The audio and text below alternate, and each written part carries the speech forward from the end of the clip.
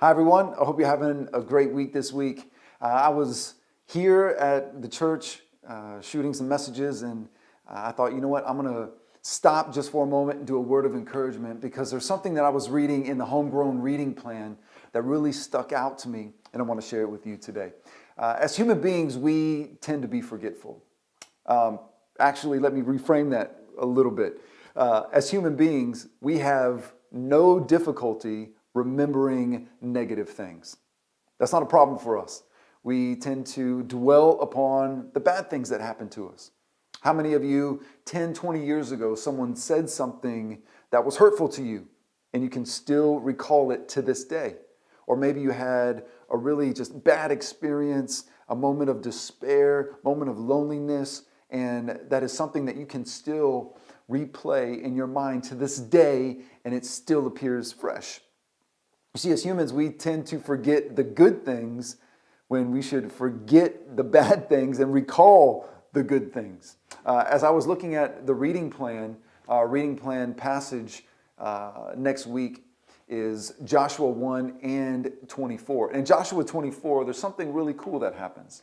At the end of Joshua's conquest of the land of Canaan, he gathers all of the Israelites together, every single one of them. And he gathers them together and he begins giving them this incredible history lesson. He starts telling them, this is when God called Abraham, and he tells them about Isaac and Jacob and Moses and Aaron. And he begins recounting the Exodus and how God provided for them and how he was their defender and divine warrior in all of these battles. And he goes on and on and on. He's giving them this history lesson and calling to their remembrance God's faithfulness and all the amazing things that God had done for them. And I wonder, we see this quite often in Scripture, especially the Old Testament stories, a retelling of history, a recounting of the mighty things that God has done. And I often wonder, do the biblical authors do that because they know we have an issue as human beings with forgetfulness? I was looking through the Psalms and I found Psalm 77, and I'll end with this today.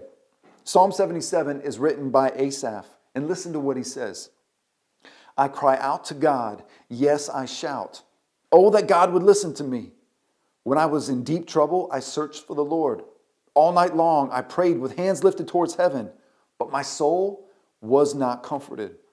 I think of God and I moan, overwhelmed with longing for his help.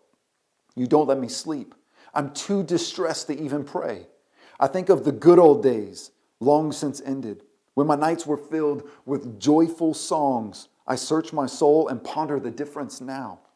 Has the Lord rejected me forever? Will he never again be kind to me?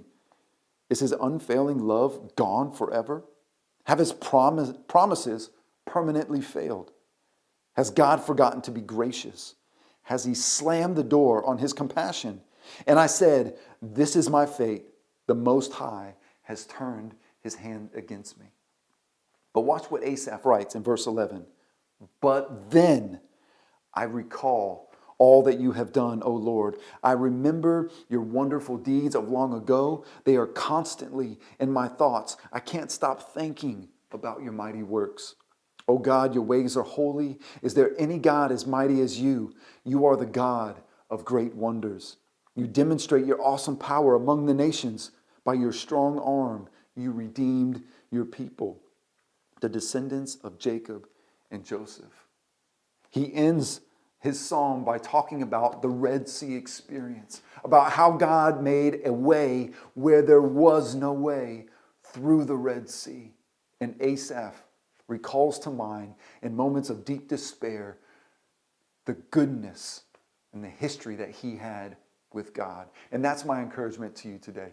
If you're in a place where you're a bit down, you're struggling maybe in your mental health, this is what I encourage you to do. Take some time, set aside, clear your head, and begin to recount the amazing things that God has done in your life.